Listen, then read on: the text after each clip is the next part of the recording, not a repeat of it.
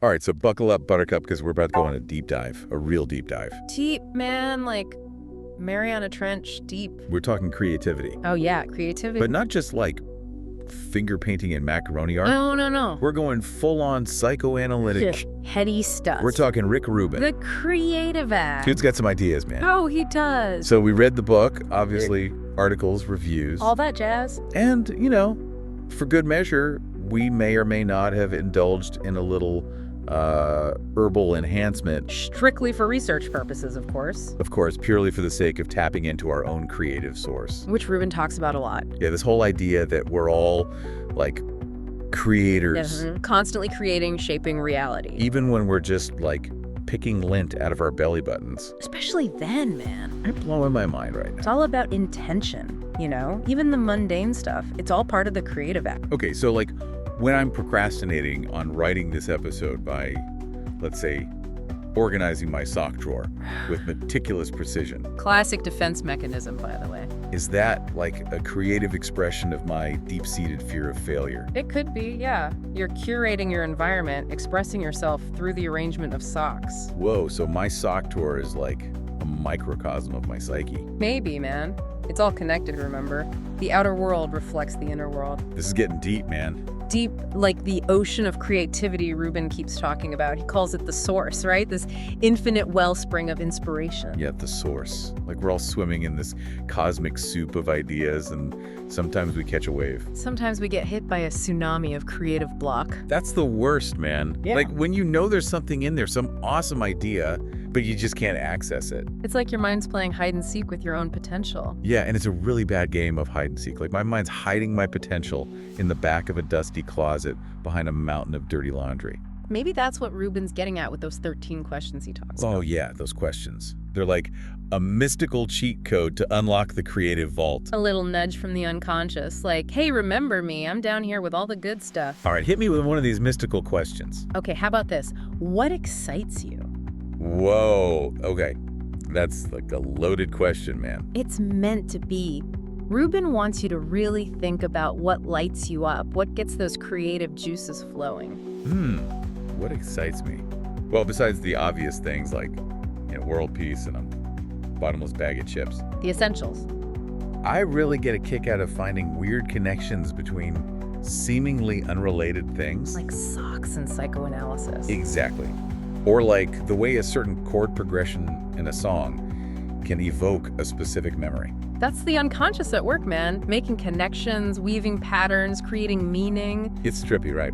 Super trippy. Okay, I'm starting to feel a little more creatively inspired already. Good, because we're just getting started. All right, bring on the next mind-blowing question. I'm ready to dive deeper. Deeper we go. Dude, my brain feels like it just went through a cosmic car wash. All those creative juices swirling around. It's intense, man. Intensely awesome. All right, so where were we? Rubin's 13 questions, remember? Oh, yeah, those magical prompts. Like a treasure map to our own creative gold. Okay, give me another clue. How about this one? How would a child approach this? A child? Yeah, like imagine you're a kid, again, no rules, no limits, just pure imagination. Dude, when I was a kid, I used to think I could fly if I jumped off the roof with an umbrella. See, that's the kind of thinking we need to tap into, that sense of wonder, that fearlessness. Okay, but without the broken bones, preferably. Right, obviously. We're not advocating for reckless abandon here. Just a little more reckless abandon than, say, organizing our sock drawers. Exactly. We gotta loosen up, let go of that adult need for control. Control, man, that's the enemy of creativity. It's like trying to write a symphony with a spreadsheet. Or paint a masterpiece with a paint-by-numbers kit. Exactly. We gotta ditch the formulas and embrace the unknown. The unknown. That's kind of scary, man. Scary, but also exhilarating. I like jumping out of a plane without a parachute. More like jumping into a pool without knowing how to swim. That's a terrifying analogy. But you get the idea, right? It's about trusting the process, even when you don't know where it's gonna lead. Trusting the process. Okay, I can dig that. But what if the process leads me straight into a wall of self-doubt? That's just part of the journey, man. We all have those moments of doubt, those inner critics who try to sabotage our creative flow. Yeah, my inner critic is a real jerk. We all have one. The trick is to learn how to deal with it. Like, give it a timeout. Or maybe just acknowledge it, thank it for its input, and then politely tell it to shut the hell up. I like that approach. Yeah, A little assertiveness goes a long way. totally. Really? We gotta be our own best advocates, especially when it comes to creativity. So it's not just about listening to the source, it's also about filtering out the noise. Exactly. The noise of self-doubt, the noise of external expectations, all that stuff that can cloud our creative vision. This is heavy, man. But in a good way, right? Yeah, in a good way, like I'm feeling the weight of my own creative potential. That's the power of these questions, man. They force us to confront our own deepest desires and fears. And hopefully overcome them. Or at least make friends with them. Because our fears, they're part of us too.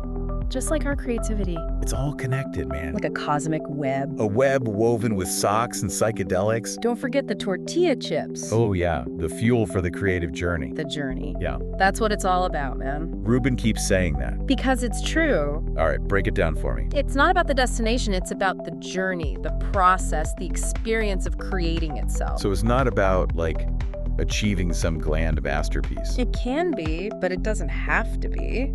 I can still be a creative genius even if my greatest achievement is a perfectly arranged sock drawer. Dude, you're really fixated on that sock drawer. I'm just saying, it's a work of art. Fair enough. But the point is, it's the act of creating that matters, not the outcome. Okay, I'm starting to get it. Good, because there's more. Hit me with it. It's not just about the big, dramatic moments of inspiration. It's also about the small, everyday acts of creativity. Like making a killer sandwich. Exactly. Or writing a funny email. Or coming up with a clever comeback in an argument. It's all creativity, man. It's all about expressing yourself, connecting with the world, making something new. Dude, I think I'm having another creative breakthrough. Ride that wave, my friend. I'm surfing the cosmic soup. And it's delicious. All right, I need a minute to process all this. Take your time. The creative journey is a marathon, not a sprint. I was gonna need more snacks for this marathon. Always be prepared. All right, we'll be right back after a quick snack break to delve even deeper into the mysteries of the creative act. The mysteries are endless. All right, so journey over destination, huh? Like a cosmic road trip, man. But like, where are we even going with this metaphor? Who knows? That's the beauty of it. Okay, but my anxiety needs a destination. Your anxiety needs to chill out and enjoy the ride.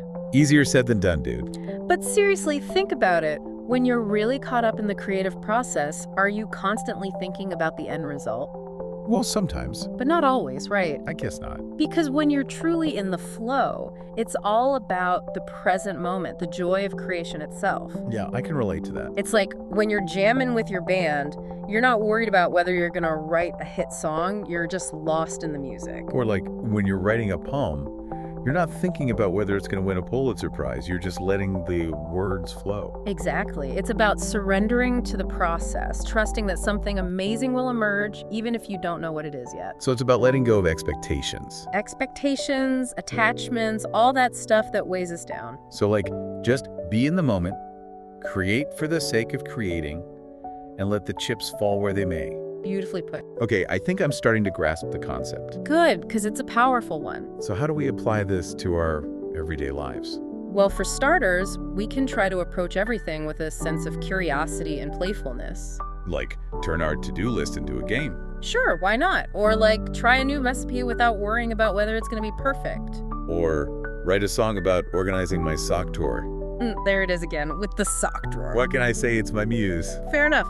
But the point is, we can find creative inspiration in the most unexpected places if we're open to it. So it's about shifting our perspective. Exactly. Seeing the world through the lens of possibility. Possibility, man, that's a good word. It's all about potential, you know, the potential that exists within each of us to create something beautiful and meaningful. Even if it's just a really well-organized sock drawer.